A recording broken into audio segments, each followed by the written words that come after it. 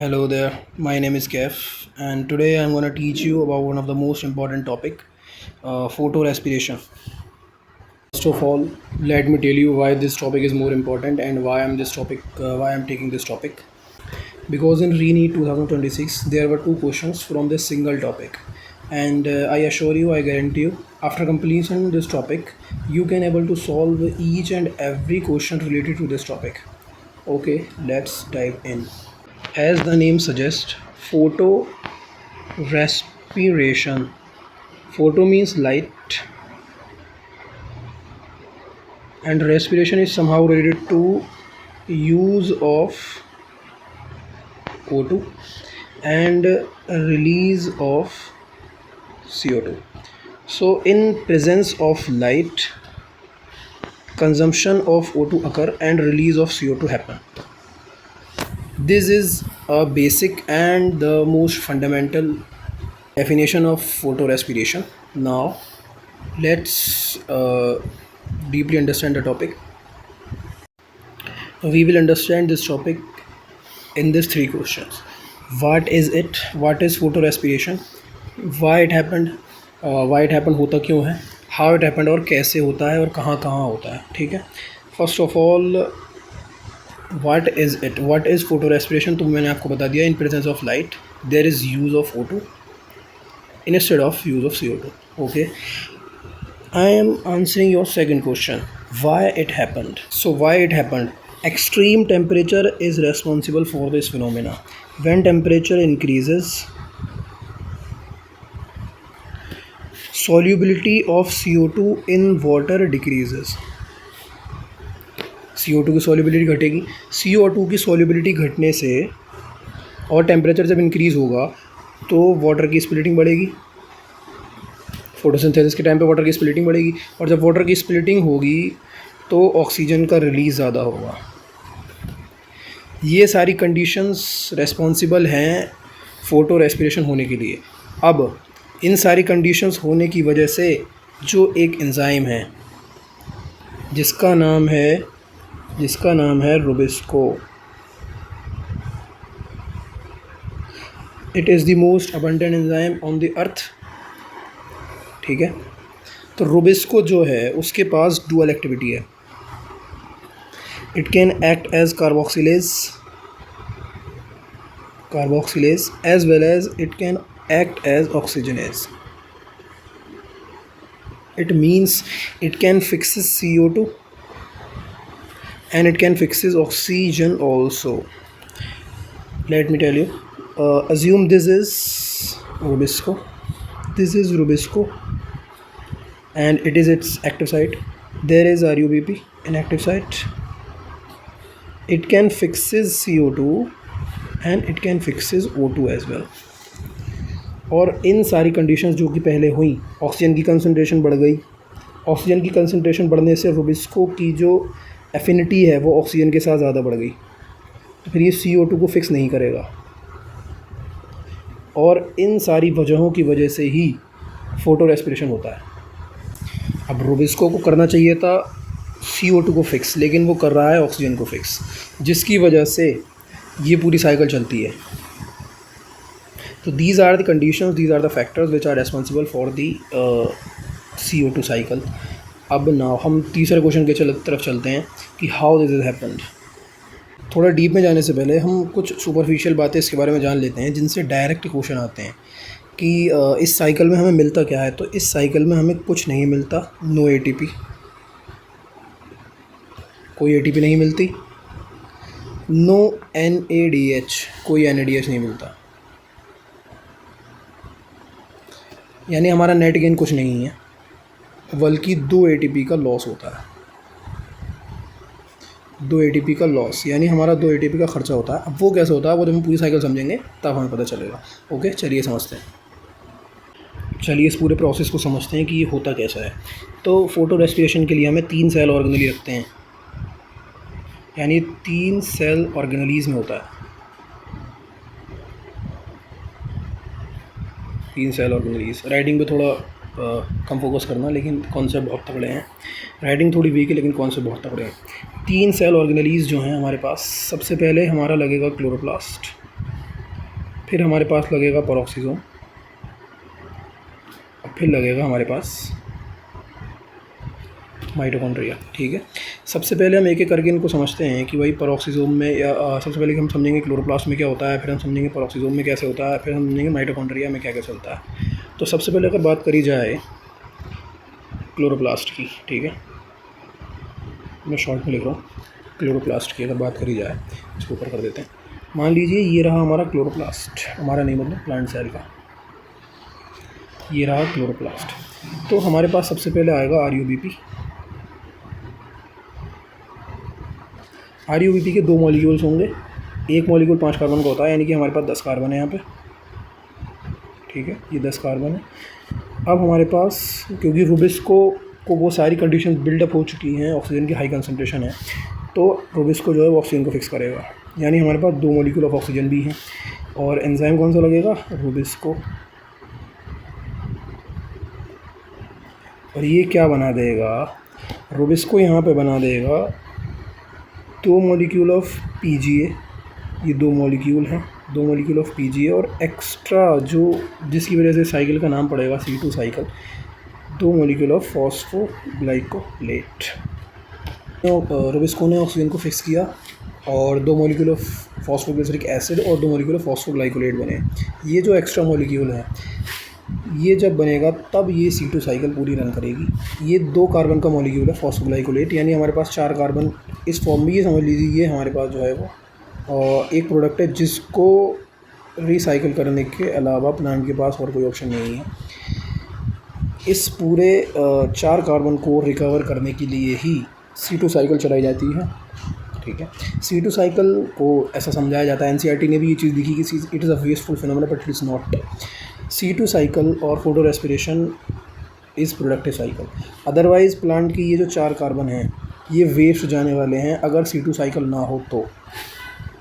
अब देखो, ये जो 2 फॉस्फोग्लाइकोलेट है इसको हम बना देंगे ग्लाइकोलेट। ये होकर रहा है अभी क्लोरोप्लास्ट में, इसको हम बना देंगे ग्लाइकोलेट, यानी इसका फॉस्फेट हटा देंगे। तो एंजाइम कौन सा लगेगा? एंजाइम लगेगा ग्लाइकोलेट फॉस्फेटेज। एंजाइम लगेगा ग्लाइकोलेट फॉस्फेटेज।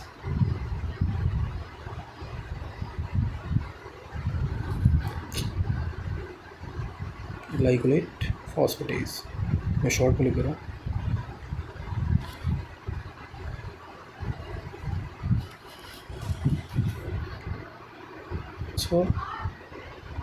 टेज, ठीक है, ग्लाइकोलेट फॉस्फेटेज एंजाइम लग के ग्लाइकोलेट बन जाएगा। ग्लाइकोलेट हमारे पास 2 मॉलिक्यूल बनेंगे ग्लाइकोलेट के, यानी हमारे पास अभी तक 4 कार्बन जो हैं वो यहाँ हैं। अब ग्लाइकोलेट को क्लोरोप्लास्ट में यूज़ करने का कोई हमारे पास पाथवे है नहीं, और ये अगर हम ऐसे ही पड़े रहने दें क्लोरोप्लास्ट में तो ये वेस्ट जाएगा। तो it is beneficial, it is suggestible to recover at least 3 carbon. हमारे पास 1 कार्बन का लॉस ज़रूर होगा, लेकिन हमारे पास 3 कार्बन हम वापस से रिकवर कर लेंगे फोटो रेस्पिरेशन पाथवे का यूज़ करके। अब वो कैसे होते हैं अगले देखिए। अब ग्लाइकोलेट को हम कहाँ लेके जाएंगे? नेक्स्ट सेल ऑर्गेनेली में, विच इज़ पेरोक्सिसोम। ना अब ये रहा हमारा पेरोक्सिसोम। पेरोक्सिसोम में सबसे पहले क्या आएगा? हमारा ग्लाइकोलेट।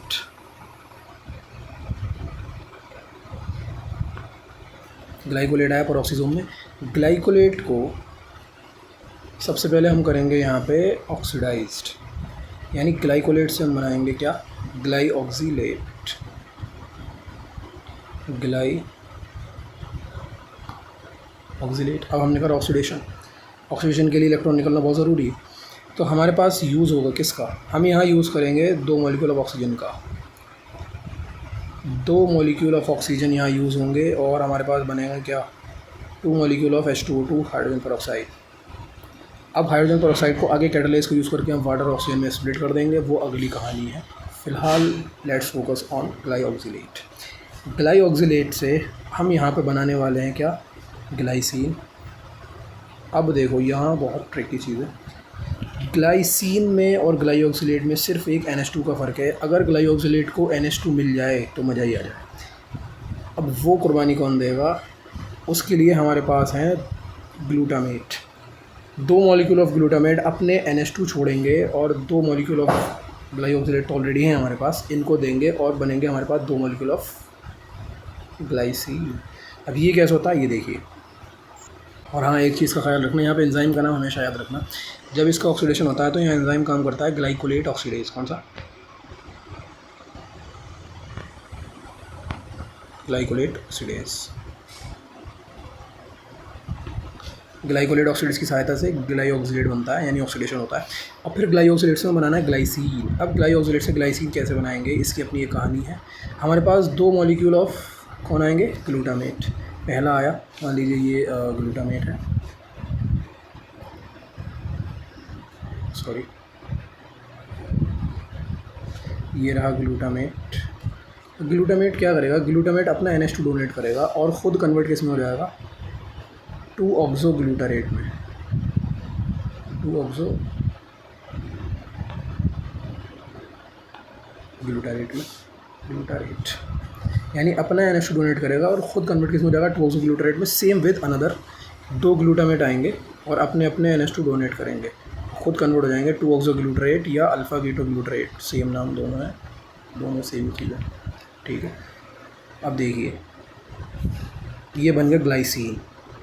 अब इस ग्लाइसिन को हम अगले सेल ऑर्गेनेली में लेके जाएंगे और उसका नाम है हमारे पास, वो है हमारा माइटोकॉन्ड्रिया। ठीक है, इसको ऊपर करते हैं। अब जो है वो है हमारे पास माइटोकॉन्ड्रिया। अब माइटोकॉन्ड्रिया में क्या आएंगे? हमारे पास दो मॉलिक्यूल ऑफ ग्लाइसिन। अब यहाँ से कहानी चेंज होनी है। अभी मैं फ़िलहाल इनको ऐसे लिख देता हूँ, जैसे मान लीजिए एक ग्लाइसिन ये रहा, ठीक है, और एक ग्लाइसिन Gl, एक ग्लाइसिन ये रहा, ठीक है। एक ग्लाइसिन पे जो हमारा पहला एंजाइम काम करेगा उसका नाम है ग्लाइसिन डी कार्बोक्सिलेज टेट्राहाइड्रोफ्लोरेट। कौन सा?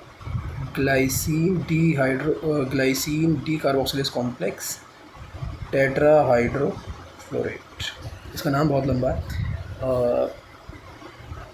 Glycine decarboxylase complex tetrahydrofolate हो गए, ठीक है। अब ये क्या करेगा? ये इस ग्लाइसिन का डी कार्बोक्सिलेशन करवाएगा सबसे पहले, यानी एक CO2 रिलीज़ करवा देगा यहाँ से।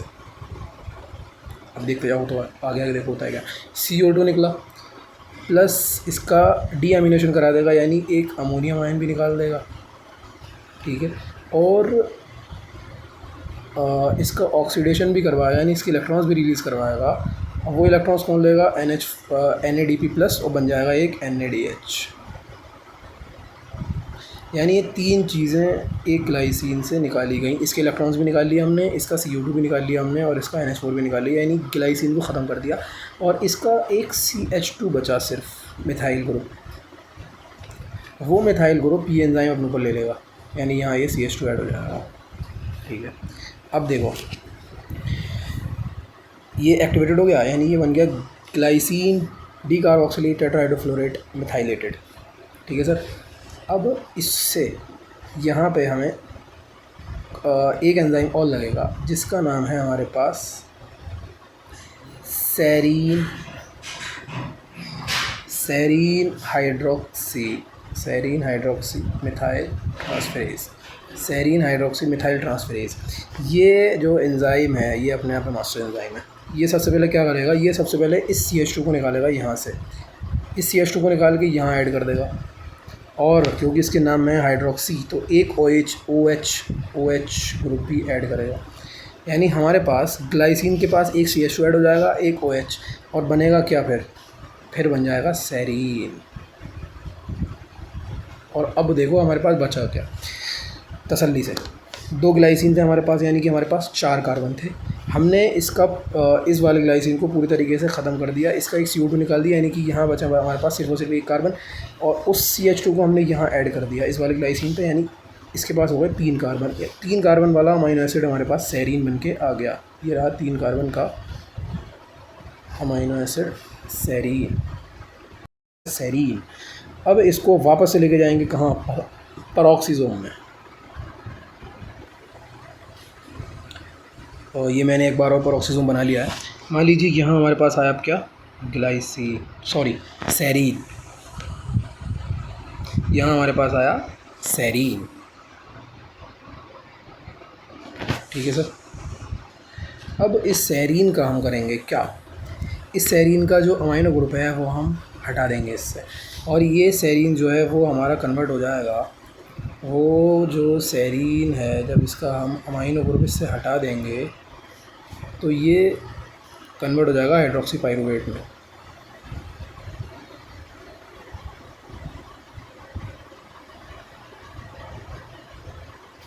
हाइड्रोक्सी पाइरूवेट में, यानी हमने इसका अमाइनो ग्रुप हटा दिया, ठीक है सर।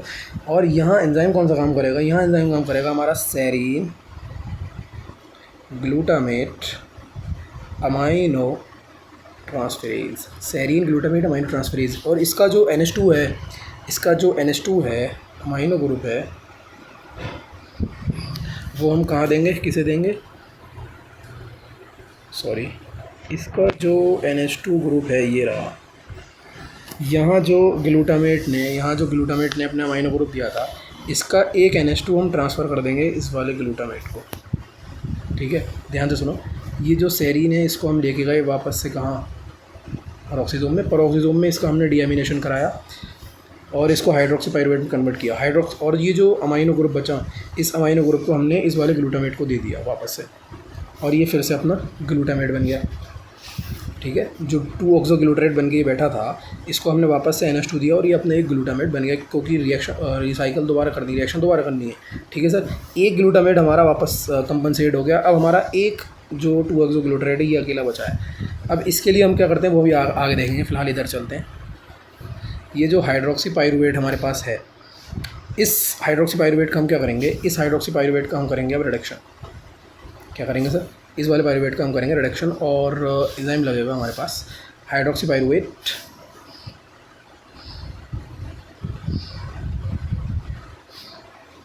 इस हाइड्रोक्सी पाइरूवेट का हम करेंगे रिडक्शन, और एंजाइम लगेगा हमारे पास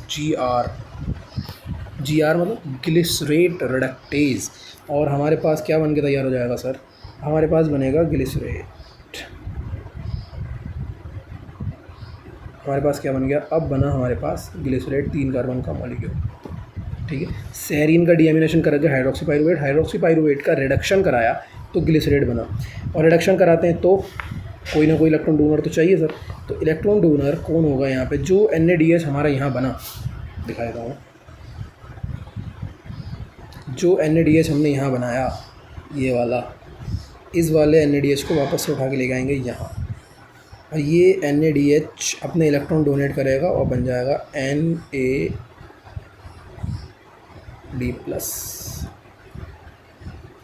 ठीक है सर। ये वाला NADH यहाँ यूज़ हो गया, तो यानी कि जो हमने गेन किया था वो हमने यहाँ लॉस कर दिया। अब इस ग्लिसरेट का देखते हैं क्या होता है आगे। अब ये जो ग्लिसरेट हमारे पास बना है, इसको हम वापस से लेके जाएंगे कहाँ, क्लोरोप्लास्ट में। ये फिर बनाए थे क्लोरोप्लास्ट, ये मान लीजिए क्लोरोप्लास्ट है। अब हम इसको ग्लिसरेट को यहाँ लेके जाएंगे क्लोरोप्लास्ट में। अब ग्लिसरेट में और फॉस्फोग्लिसरेट में, PGA लिख देता हूँ ना, ग्लिसरेट में और फॉस्फोग्लिसरेट में सिर्फ एक फॉस्फेट का अंतर है। इस फॉस्फेट को कैसे ऐड करेंगे, तो यहाँ हमारे पास एक एंजाइम लगेगा GK, ये GK जनरल नॉलेज वाला नहीं है, ये है ग्लिसरेट काइनेज, और यहाँ एक ATP का खर्चा होगा, ATP ADP + PI, ठीक है। एक ATP हमारी यहाँ खर्च हुई और फॉस्फोग्लिसरेट काइनेज बना, और ये अपना चला जाएगा केल्विन साइकिल में। अब ध्यान दीजिए आप, क्लोरोप्लास्ट से निकला क्या था, ग्लाइकोलेट, कितने कार्बन का था, 4 कार्बन का। अब वापस कौन आया, फॉस्फोग्लिसरेट, वापस आया ग्लिसरेट। ग्लिसरेट कितने कार्बन का, 3 कार्बन का। यानी हमने 1 कार्बन का लॉस किया, लेकिन 3 कार्बन रिकवर कर लिए। अगर CO2 साइकिल नहीं चलती तो ये 3 कार्बन हम कहीं से भी रिकवर नहीं कर पाते, ठीक है सर। अब देखिए, अब यहाँ 2 साइकिल साथ साथ चल रही हैं। कार्बन का तो हमने पता कर लिया कि हमारा 1 कार्बन का लॉस जो है वो यहाँ हो गया, ठीक है। माइटोकॉन्ड्रिया में हमारा 1 कार्बन का लॉस यहाँ हो गया, लेकिन उस एक ग्लूटामेट का क्या, जिसने अपने 2 NH2 डोनेट किए थे, एक को तो मिल गया यहाँ, एक को तो हमने NH2 ये वाला दे दिया, ठीक है सर। लेकिन इस वाले का क्या बेचारे का, चाहिए हमें तो, लेकिन एक को कंपनसेट किया है। अगर एक को NH2 और नहीं देंगे तो फिर अगली बार रिएक्शन में ग्लूटामेट आएगा कहाँ से, तो इसको भी कंपनसेट करना पड़ेगा। अब इसके लिए अनदर रिएक्शन चलती है। कैसे? ये देखो, ये जो माइटोकॉन्ड्रिया में एक NH4 बना, ये वाला, ये एक NH4 बना, इसको हम लेके आएंगे कहाँ? Back to the chloroplast. अब इसकी एक अलग अपनी स्टोरी है, वो भी समझते हैं। इस वाले NH4 को हम उठा के लेके आएंगे कहाँ? क्लोरोप्लास्ट में। अब फिर से एक बार क्लोरोप्लास्ट बनाते हैं। वो जो अमोनियम आयन हमारा माइटोकॉन्ड्रिया में पड़ा था, उसको हम क्लोरोप्लास्ट में लेके आएंगे, और क्लोरोप्लास्ट का अपना एक ग्लूटामेट होता है, मतलब क्लोरोप्लास्ट में भी ग्लूटामेट होता है। वो ग्लूटामेट NH4 आयन और ग्लूटामेट मिलके, और एंजाइम हमारा लगेगा ग्लूटामीन सिंथेज, और ये यूज़ करता है ATP,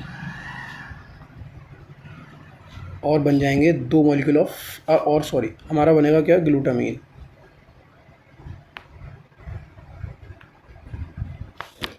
अब ये पहली रिएक्शन जो क्लोरोप्लास्ट में होती है, जो अमोनियम आयन माइटोकॉन्ड्रिया में पड़ा था उसको उठा के लेके आए, ग्लूटामेट के साथ रिएक्ट करवाया, ग्लूटामीन सिंथेज एंजाइम लगा, ATP का खर्चा हुआ और बन गया ग्लूटामीन।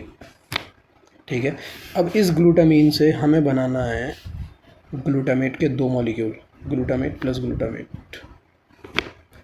वहाँ इसको कराने के लिए जो एंजाइम रेस्पॉन्सिबल है वो है गोगेट, और ये 2 रिड्यूस फेरिडॉक्सिन को यूज़ करता है, यानी एनर्जी यूज़ करेगा, 2 रिड्यूस फेरिडॉक्सिन को यूज़ करेगा और ग्लूटामेट के 2 मॉलिक्यूल बना देगा। पहला ग्लूटामेट तो ये इस रिएक्शन को कंपनसेट करने में लग जाएगा, यानी क्लोरोप्लास्ट में रहेगा। दूसरा जो है वो जो पेरोक्सिसोम में एक ग्लूटामेट बचा था जिसको NH2 नहीं मिला था, ये चला जाएगा हमारा पेरोक्सिसोम में वापस नीचे की तरफ, पेरोक्सिसोम में। ठीक है sir. And this completes the whole process.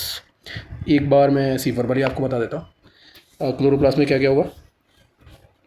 जो अमोनियम आयन माइटोकॉन्ड्रिया में पड़ा था उसको हम ऊपर उठा के लाए, क्लोरोप्लास्ट में लेके आए, क्लोरोप्लास्ट में ग्लूटामेट के साथ उसको रिएक्ट करवाया, ग्लूटामीन सिंथेज एंजाइम लगा और बना क्या? ग्लूटामीन। ठीक है। और यहाँ हमारा ATP का खर्चा हुआ। एक ATP हमारी वहाँ खर्च हुई थी जब हमने ग्लिसरेट को फॉस्फोग्लिसरेट बनवाया था, कहाँ? क्लोरोप्लास्ट में।